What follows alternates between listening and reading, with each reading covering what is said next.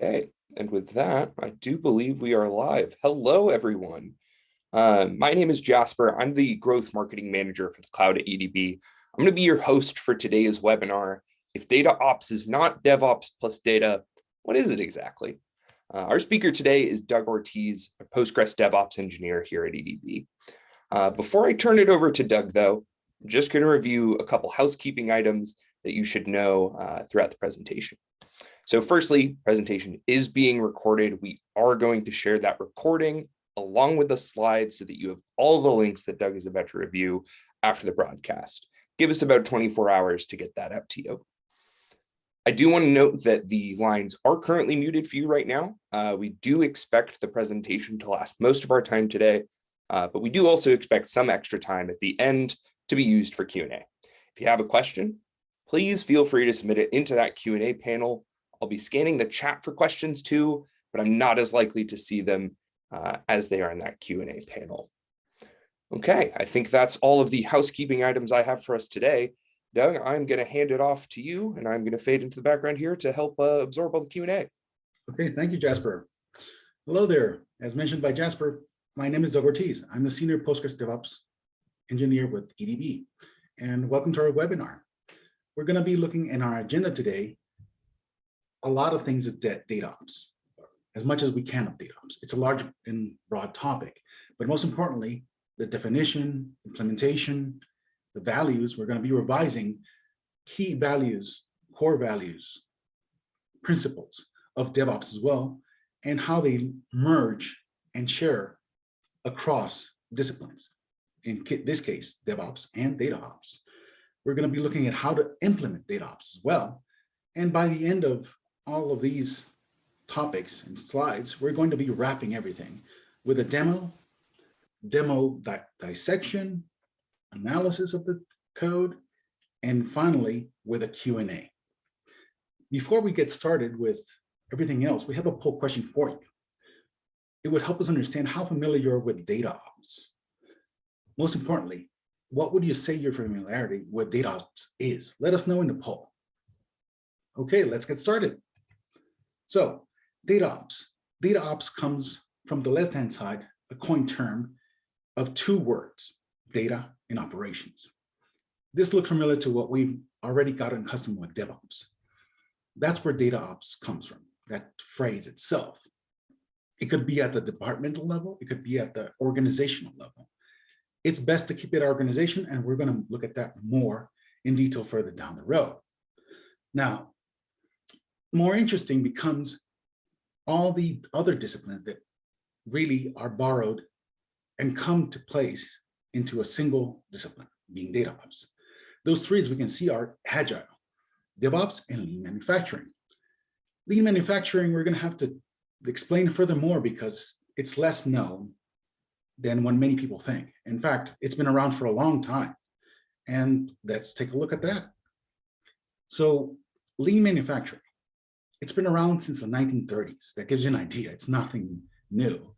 It's been used by Toyota, very early stages, and it was coined in 1988 by John Krafcik, and later defined in 1996 by Professor James Womack and Daniel Jones. Now that said, the nice definition of it is the elimination of waste to continually improve a process. Now this does ring a bell. DevOps has the same mentality, same idea behind it. And that's what it makes it so important, because it leans directly into the principles. It also has principles, so that's where it gets even more interesting. The principles really take this to the next level, which we have all of these principles listed, all of these by product, how to specify the value of a product, how to identify the value of a product, how to make value flow with interruptions. But most importantly, it aims to reduce the times within a production system, production times and response times from suppliers into customers. As we can see, it's truly related and focused on manufacturing. Doesn't mean it can be applied to other disciplines. It can, and it actually does. So that leads us into defining what DataOps is. Now that we have lean manufacturing freshly reviewed and defined along with its principles, we have to take a deeper approach and see how these really make the lead into what the definition of DataOps is. As you can see, we have at least 5 of these definitions. All of them are great, but if you want to focus on one, the biggest takeaway from this slide is that it aims to increase the velocity, reliability, and quality of data analytics. That's, at least in my humble opinion, the most important one, and the one that sums everything up very succinctly. Now, DataOps also has been around for some time. It's just not as widely spread. And we'll see why it usually is confused as DevOps plus data, which we're going to explain and clarify why it is not. It was first introduced by Lenny Liebman in a blog posting, named 3 reasons why DataOps is essentially good for big data success. We'll provide some links on those later on as well. The takeaway from this slide also is it's all about data. After all, it's called DataOps. So let's delve into the core values of DataOps. So we already know, in order to be able to go and review the values of DataOps, we have to review DevOps. We were mentioning that before. We're already familiar. CAMS, everybody knows it as the acronym of CAMS: culture, automation, measurability, and shareability. But there's quite a few teams here who some choose CAMS, some choose COMS, or CLAMS. And what does that mean? That means lean manufacturing. Lean manufacturing is the L of part of this acronym. It was not originally part of it. The original values were just CAMS. But because of all the values and how it could really add more to the entire acronym and principle of values of everything, it was added and it expanded the core values. That's why I mentioned which team are you? CALM, CLAMS, COMS. And what does that mean? Some even tend to move the lean before automation. So you'll see these variations spread across the industries, multiple industries. Is that wrong? No, it just means that a lot of them have started implementing their own version of it. And that's great. After all, if you find something of interest, a discipline, a principle, you can adapt it. You can change it to your own needs. Don't be afraid of it. You might have to go through varied iterations, but there's nothing wrong with that at all. This is what we are looking in here, values. Now, next thing is the principles. You're familiar with these most likely because they're usually 3. The system thinking. And what all that means is being able to problem solve. Think about it, get into the problem and try to analyze it and solve it. After all, that's what it's all about. The amplified feedback loops can be thought of as an analogy as you have a fishing net. Feedback, and the more you grab of your iterations, the larger the fishing net, the better. Some would say, oh no, it's too much to handle. Well, it can be at times, but you're going to run into errors. You're going to run into issues. And that's to be expected, as mentioned in the next principle, continuous experimentation. There will be failures. You will run into issues. You will run into problems. But that's the whole point. It's better to attack them from the beginning than to find them at the end. The more issues you catch with your feedback loops, the better. And you will see it throughout the entire process itself. So now that we have all these principles, values for DevOps and DataOps, at least somewhat defined, let's take a look at what the differences are. DataOps is definitely not the same as DevOps plus data. Let's take a look at the left-hand side. Left-hand side is an infinity loop, infinity cycle. And that's okay, nothing wrong with that. That's how it works in DevOps. What's the difference of the flow in DataOps? It's linear, a single workflow. That alone is different. Why? Because as you can see, You have data, you have an idea, and you have the value. The value represents the clean data that's ready to be evaluated or made decisions upon. So this trigger, this linear cycle, linear flow, is triggered by the idea or new data. That's how it's going to be processed. That's the first key difference that we can see. We have another one, which is resources and tools. If you look in on your left-hand side on DevOps, it's all about coding. It doesn't mean that we're not going to code in DataOps, but the resources are different. You have software engineers, you have coding languages, tools, pipelines. Pipelines are shared. But when you move to the DataOps side, you have more data-oriented resources. You have data scientists, you have data engineers, data analysts, data workers.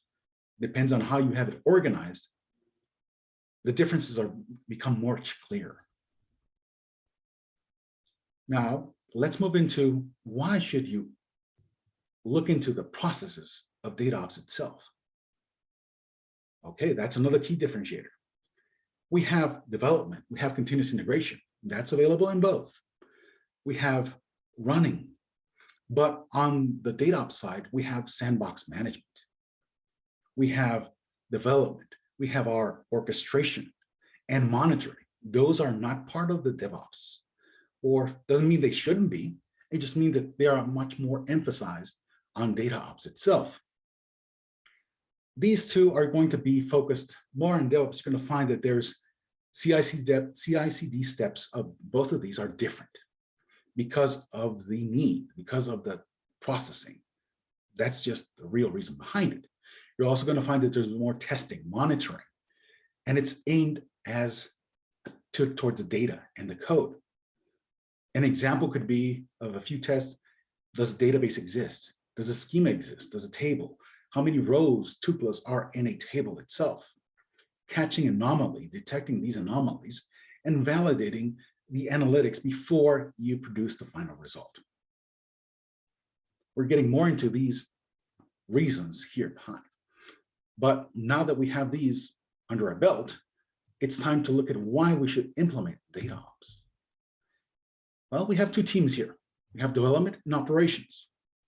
While development is also considered the data part of your teams, which it could be known as development or your data development team.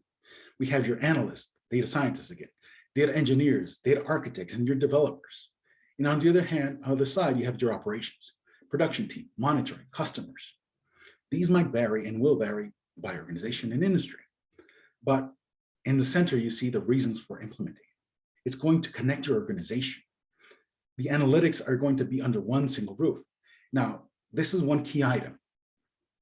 Some organizations might have the reason of implementing DataOps at the organization level. Others might have at the departmental level. Nothing wrong with each, but it's best to have it at the organization level. Why? Because you're centralized. You're keeping in one single department or team, and there's nothing wrong about having these resources spread across multiple teams in the organization. You're centralizing the data engineering, the data analytics, the science, the governance, and this is important, the governance of how the processes will be handled, which step will go first, last. Everything in the entire process is going to be governed in a single place. Also, these self-service tools. Why? These tools might be self-built, might be off the shelf. And all of these tools will have one reason or multiple reasons. Track drift prevention. Ensure that your data is consistent and reliable. Able to clean your data, clean it up, and roll back if necessary. But most importantly, all of this can be summed in one thing. And this is going to sound familiar. You've heard about infrastructure as code. We're looking at DataOps to treat our data as code. That's key. That's a huge difference there. So the steps to implement, there's going to be multiple steps here. We see 7 of them. But which one should we really focus on? Well, they're all equally important, but you can tailor them. For instance, add data and logic test. Why do you need to do that? Well, there's a pipeline. The whole point of the pipeline is it should pass clean from beginning to end. If it does not, if it breaks and does not pass one of these tests, it should fail. As simple as that. Why? Because that means it's not ready to be production ready. Okay, what kind of data and logic tests could these be? An example could be, as mentioned before, does a database exist? Does a table exist? Does a schema exist? Are there tuplas in these? And these tests are going to be related within your process. For example, when you're making a process, you might have and decide that the dirty data files coming into your pipeline will go into two databases, staging and prod. That's an example. Doesn't mean it has to be that way. Within those two databases, you probably are going to decide maybe in staging is where you're going to do all the cleanup. You're going to have the original data alongside with a clean version of it. And then the clean version, you're going to move it into the product that you're going to share with the rest of the organization so they can make decisions, verify it, monitor it. That would be those kind of tests will prevent any of that data reaching the final process if it fails one of these tests. All this can be accomplished with another tool, with a version control system. Which one? You've heard of GitLab, Bitbucket, GitHub, those, and there's many others out there. I'm just mentioning these as examples. Using branches and merging. This is going to help isolate each data worker, the data that they're working upon. Why? If you've developed before, you could see that and have probably run into the problem that if you're not isolated enough, your code will become messy and will not merge correctly. The same applies with the data. You're going to be working, you don't want anybody else touching that data. Why? Because you're at a specific point in time and you want to keep it that way. When you're ready, you're going to merge it. So you branch it, separate it from everybody else. When it's ready to be merged, you merge it. It gets committed, reviewed, and approved. You're going to see also the need for higher quality data releases. And that's going to happen there within that process because of all these steps that we're implementing here. You're going to also use multiple environments. Now, I'm not talking about OSs. Again, we're talking about segregation, isolation of a data worker's workspace. There are going to be multiple ones. And that's fine because it leads us to the next step, reusability and containerization. Containers are perfect for this type of scenarios. You don't have to have a separate laptop or desktop for that. You could do it within the same laptop, have a container, push it, go the whole process. You can change it, add tools, versions, data, etc. Depending on your process, it's going to simplify and automate everything for you. And you're going to be able to parameterize your processes of the data, meaning that's what it really focuses upon. Meaning maybe a specific data worker, data analyst, data engineer is going to be focusing on a segment of data. Let's say we have a data set that spreads across the nation. Some of them might be interested in a certain region. They're going to work on a specific region.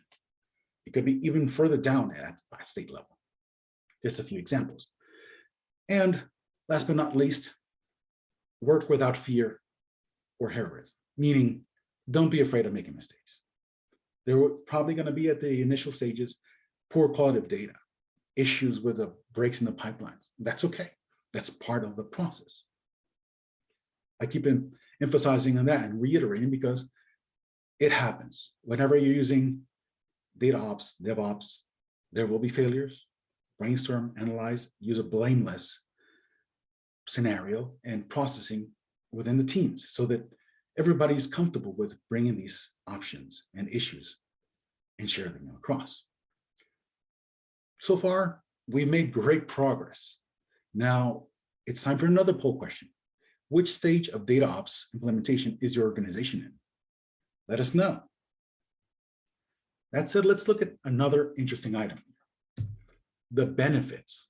This is probably one of the items that you're looking forward to. Why should you benefit? How can you benefit of DataOps? Well, because everything is going to be automated.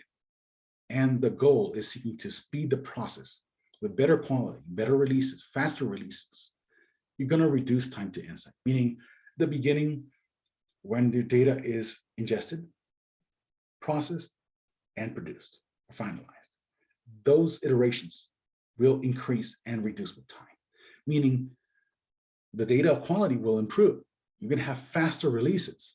You're going to lower the cost of making decisions. So when those decision makers want to make another question, maybe one that cannot be answered yet, you have data that could lead to that next step. And that next step will help you move towards where you want to be. Next item is, it's going to promote more efficiency through your agile process, reusability, and refactoring. You're going to be able to use DevOps culture, DataOps culture, and all the philosophies, apply them all together. In the end, time, quality leads you into less cost, better value. So what principles can we have? All of these lead to invaluable DataOps. It's a long list, but tailor them to your operational needs. Continually satisfying your customer. That's all, should always be there. It might not be in the DevOps principle, which probably it isn't, but this one will be exclusive to DataOps, value working analytics. That's what DataOps is about. Embrace change. That is shared across both DevOps and DataOps. The same as team sport, daily interactions, organization, reduction of heroism, reflection. Analytics is code. That's more of DataOps. Orchestration, that's more exclusive data orchestration within DataOps. Reproducibility, that's available towards both. Simplicity, manufacturing analytics, and your quality, that is always key and important. Monitoring the quality and performance of these every run, every linear workflow, reusability, and improving these cycle times, preferably every time it gets reduced in time. Let's get to the point and talk about tools. So what are these tools? There's quite a few of these. Scripting. Scripting becomes important and highly usable into the process, because you're going to want to script tables, database objects, tables, views, indexes, constraints, stored procedures, functions, trivial, all of that is going to come in handy for you. And it's preferable to script them, along with your schemas. Your data change scripts. Data change scripts would be DMLs, your database objects, or data with database objects. Other tools, third-party tools may come in handy, such as Liquidbase, Flyway. Analyze them, test them, make sure they adapt to your needs. And if they don't, well, then think about that through. Do they really add value to your process? Test with Faker. Faker is a Python library. Doesn't mean you have to use it, but it allows to make these tests a lot easier, such as, does this table contain this value? You can reproduce something like that much easier, whether it's with SQL or through code in other languages. Provisioning and configuring your database clusters. That could be done with Terraform, Ansible, Puppet, or even if you're interested, EDB has two tools that take care of that for you. Postgres deployment provisions either in the cloud, all the major providers, AWS, Azure, and GCP, your cluster with different architectures. Single node, high available, and moves up. They're known, you feel free to look them up, but they're called reference architectures. Based on that, it's provisioned, and it takes about 30 minutes, 45 minutes. EDB Ansible will do the next step of the process, which is going to configure with best practices baked in already into your clusters. Install, configure your Postgres cluster. There's also other tools that will come in handy for you. Docker, Podman for containerization. You'll have orchestrators, Kubernetes, and OpenShift, source control tools, and job scheduling. Now, these are a lot of tools. We talked a lot about these tools, but keep in mind, choose what you need. That's going to be one of the key processes to think about. If you don't need to run a test, if you don't need to run a process, if you don't need a tool, is it really adding value to your entire workflow, your pipeline? If not, reassess. Go back to the drawing board and reassess. Let us know we're more than eager to help you here in the process. Can be daunting, and it's iterative, so it can be also repetitive, which it will be, but also difficult and frustrating at times. We'll be more than happy to help you. Feel free to reach out to us. We'd love to help you in your Postgres journey. Now, a little bit of alert here. It's time to start considering your questions for submission, because we're going to be answering those after your takeaways. The next item in our agenda is going to be looking at our demo. So that said, I'm going to start sharing our demo itself. One moment. I will start the video. And here we go. So, first item in place, the name. I'm using Big Animal as a backend. Big Animal is Enterprise DB's database as a service. It has been deployed, is available for deploying in 2 providers yet right now, Azure and AWS. This is just the interface. It allows you, as you can see on the right-hand side, whenever you filled in a configuration item for your cluster. So I've already entered my name, as you can see here. I'm going to enter my password.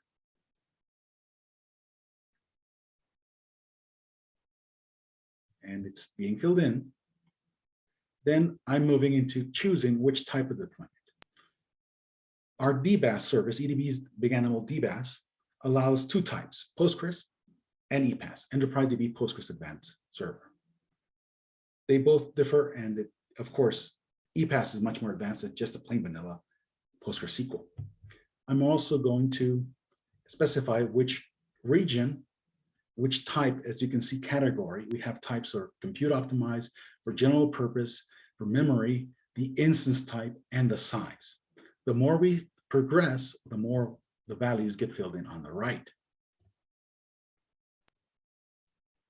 Then we move into storage. We have SSD and other types, the size of the volumes, our IOPS. Of course, IOPS will give you better throughput, and our network connectivity, keeping it to public. It failed because I didn't enter my version. Notice that it starts successfully, and with the magic of video editing, I've jumped to 87% and should be completed soon. Now that we have this completed, let's move into our repo. Notice that we have here multiple scripts. Some are SQL. We have CSV files. That's going to be used as our ingestion point, meaning whoever provides the data entry point, which is a CSV file, it could be another format, could be JSON, could be XML. For this example, we're using CSV. That's going to be something that we would add into the pipeline, and it would start the process. It could be also a change in code, but preferably, because it's DataOps, it should be a change into your file.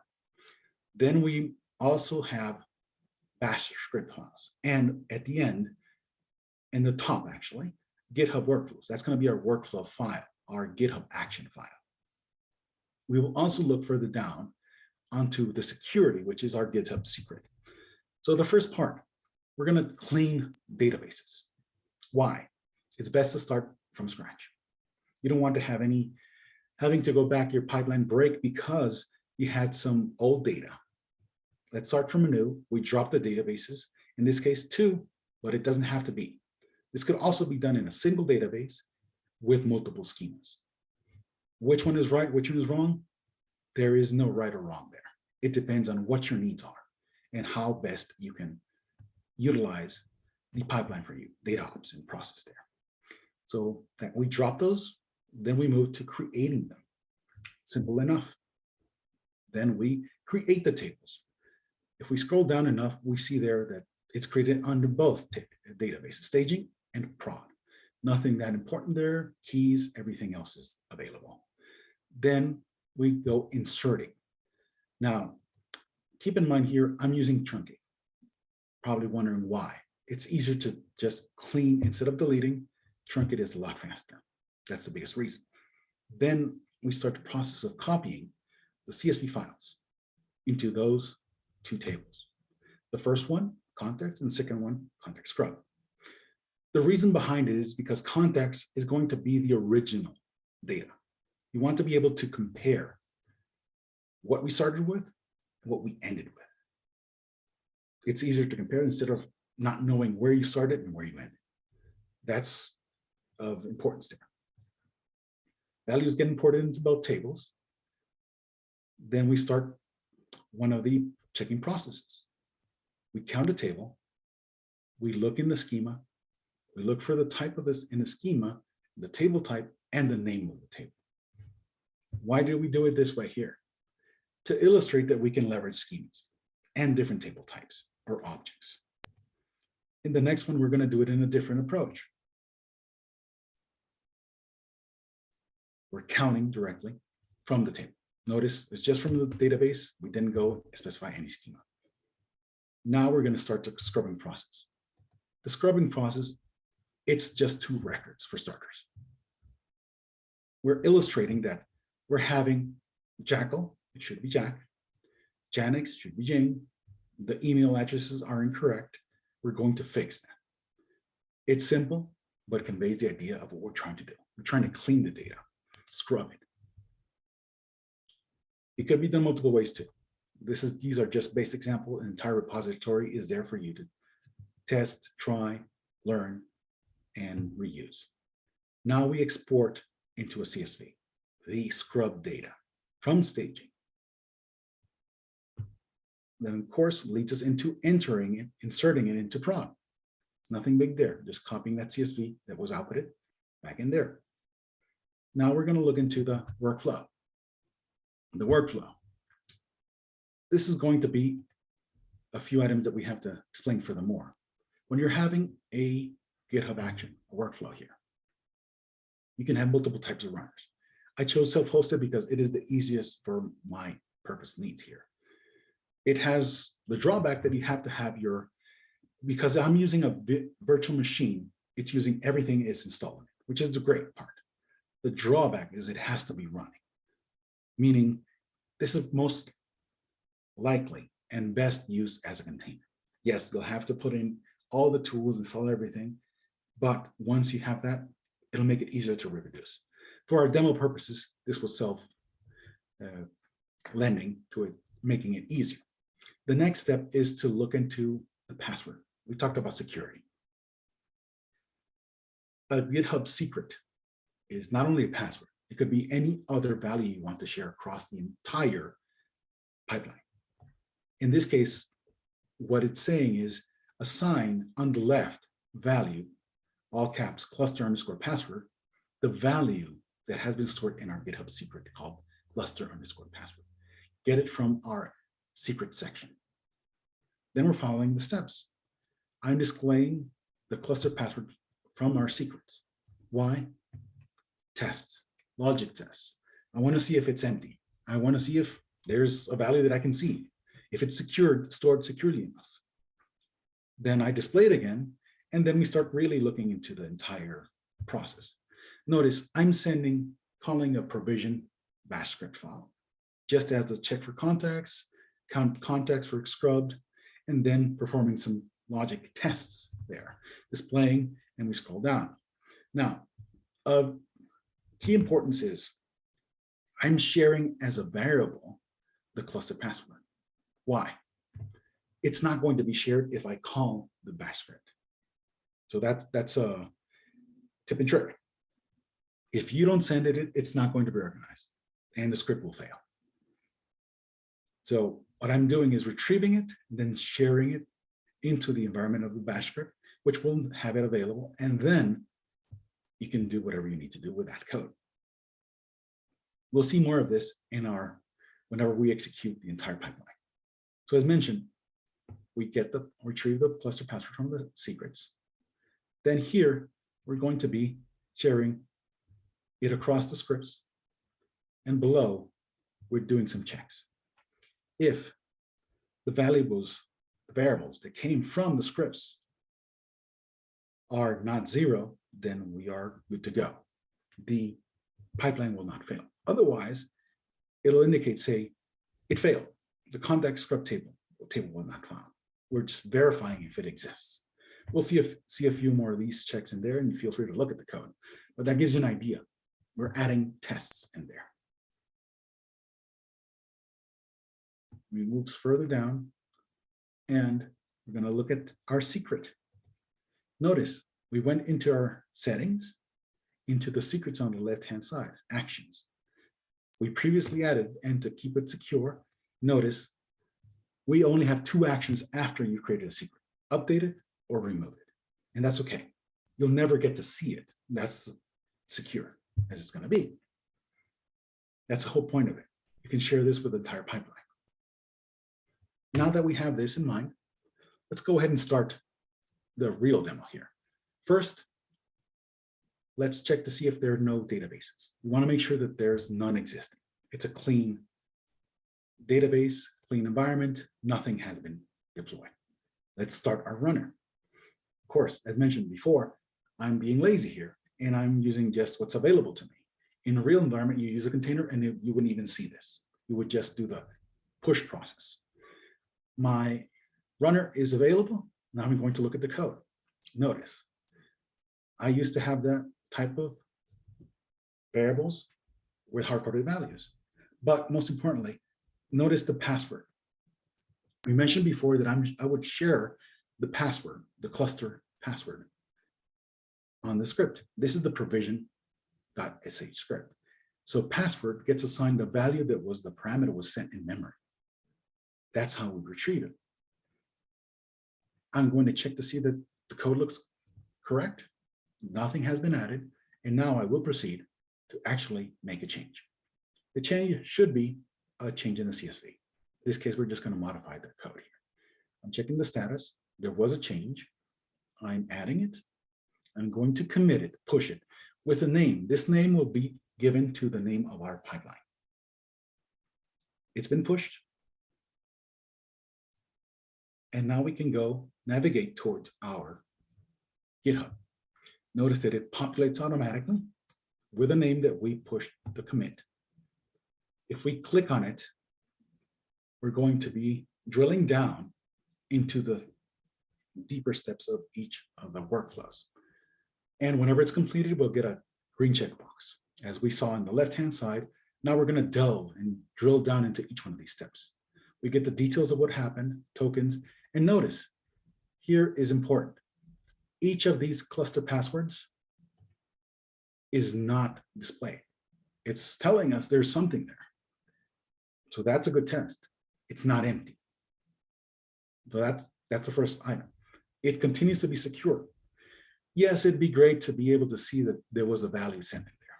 But for security reasons, it's best to just know there was a value, it's not displayed. We're going to keep on down the road. We created the DB in the objects. It gave an error that it doesn't exist, but that's correct. It was supposed to fail with that. And now we see tuples were found. We're checking for the contacts. We're counting the contact scrub table. We're going to expand on each one of those steps. Then we'll see how many tuples were found, which is correct. And then we're going to expand the other one. At the end, the job was completed. It cleaned up and continued the process. Everything was successful. Now let's go ahead and make sure we are correct. Let's refresh. We should see 2 databases now, which is correct. Let's look and see the value of the prod database, in particular in the schema in the table, which tables are available. Let's expand that section and we see contacts, we see the columns. Now let's take a look at the data, what's available for us. We should see a cleansed table. Remember, the names were incorrect. Jackal and Janex, it's correct. And the emails seem to be correct, which that means it was a successful run. Now let's cross-check against staging. We should have the original values, and those should not be clean. Should be exactly as they were submitted. So we scroll down and we expand contacts. Look at all the rows. And lo and behold, we have a successful run. That is what we have there so far. So a successful demo. I'm going to go back to our presentation.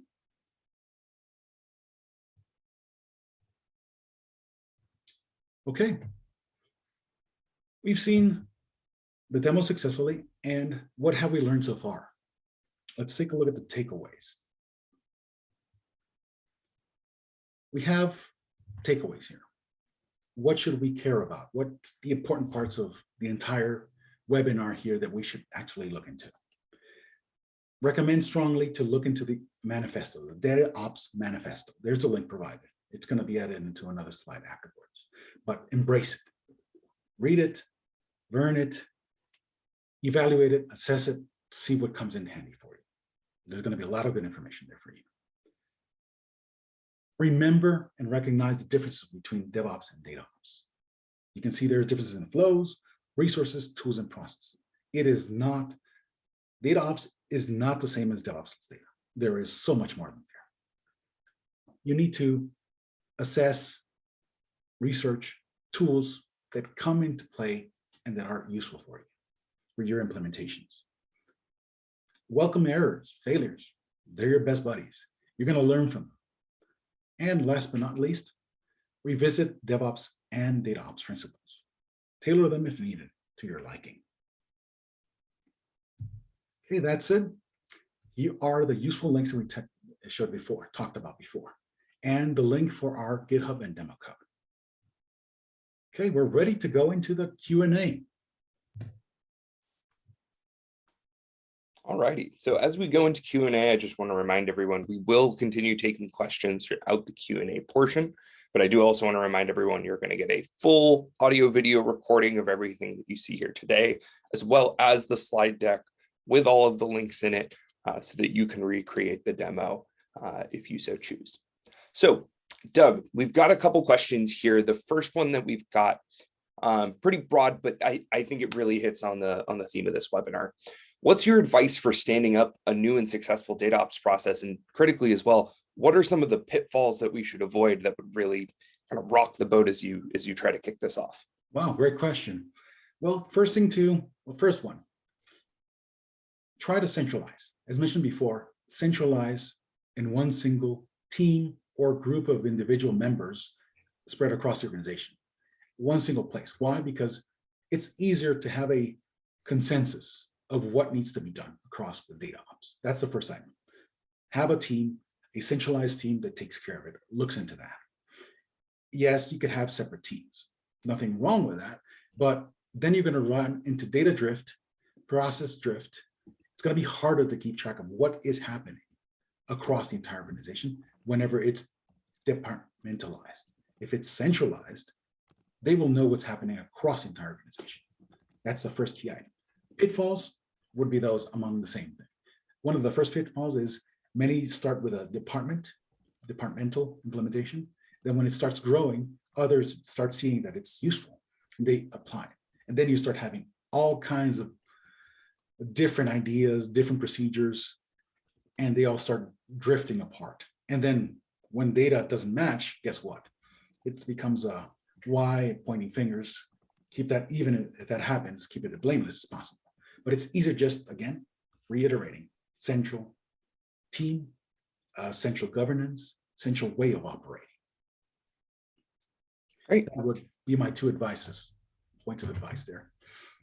This person is asking something that's a little specific about their org, but I'm gonna expand it out so it's a little more relevant to the entire audience because I think it still gets at the heart of their question.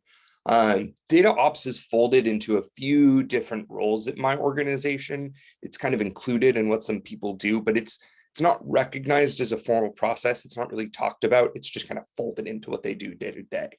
How can I get my org to start looking at this as one process? Good question. Look at the manifesto. Mm-hmm. Look at all the principles, values, the tenets. Try to do a lunch and learn, a brainstorming session for them. That way you avoid the pitfall of, oh, someone wants to push a specific scenario or specific ideas. With Lunch and Learn, discuss the DataOps manifesto. That should spark some ideas to formalize, to bring new concepts and make them aware of it. And most likely, importantly, they'll see, oh, wow, this is something that exists out there. There's something we could introduce in our team's organization. Why? Particularly centralization of it. That should at least get you in the starting point, and most likely, possibly even formalize it. Because as soon as they see, okay, DevOps, we probably have DevOps with plus data. That's what probably many refer as DataOps. But whenever they see this is so much more with it, there's many more things behind it, and it can be implemented in a much larger and consistent way. That's going to spark some ideas. You're going to get some more buy-out in there. And that's going to be important to move forward, the buy-in from other higher-ups and other team members. Awesome. One of the other things that we noticed a couple times, this is from one of our audience members, they've noticed that you were talking about security, password scripts. How do you make sure that DataOps is a secure process? Leverage GitHub secrets. It will probably be named differently against other tools, but secrets usually are the best place to store not only passwords, but other shareable values that some of them might be need more security than others. It's a great way to share secure variables, constant values. All of them are there available for you. And as you can see in the code, feel free to take a look at it and play with it. We're sharing those values across the scripts below. Sometimes the reason we did it that way is many organizations will want to segregate into those scripts. For instance, we have provision script. We don't have to go below and segregate those scripts separately. We don't have to, but we did it for procedural architecture and being able to have loosely coupled items. That was the biggest reason. For others, it might be that we just have one large pipeline. But keep in mind, if you do go ahead with a large pipeline, they can be hard to read at times. You have to weigh how far you want to go and which is the best approach you can take. Got it.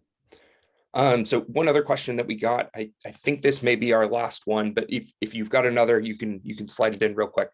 In our demo, we were looking at a lot of workflows that rely on GitHub. Are there any other alternatives to that? Something especially that could be run on premises, or is it all in that GitHub workflows? Good question. We use GitHub because that's one of their tools. It's standardized across and it's known in our organization, but we don't have to use it. There's other tools out there that have, AWS has their own pipeline, Azure as well, and GCP. They will share similarities and ways of storing and securing data, going to the steps, and even performing. This workflow should adapt fairly quickly and easily to any of these other tools, even GitLab. And there's TeamCity and a few others that I'm not fully aware of. There's also specific, if you want to do on-premise, there are other tools that focus on doing pipelines. Remember Concourse being one, and there's a few others that they don't come to mind right now at this point in time, but you can use them and they follow similar patterns. So bottom line, you're not limited to on-premise or cloud. There's tools out there. Depends which one you're using and which one is the best one you can use for your own needs. All righty. All right. Thank you so much, Doug. So we are all out of questions here today. So we're going to be sharing this recording along with the slides in just about 24 hours out to everyone. But I do also want to mention that you'll be able to recreate the demo that we did today with all of the links from the slides, as well as a link to a 14-day free trial of Big Animal where you can create a cluster and use everything that we discussed here. So I hope you have a great rest of your day. Thank you for joining EDB on this webinar, and we will see you again soon. All right. Thanks, everyone. Thank you. Bye-bye. Bye.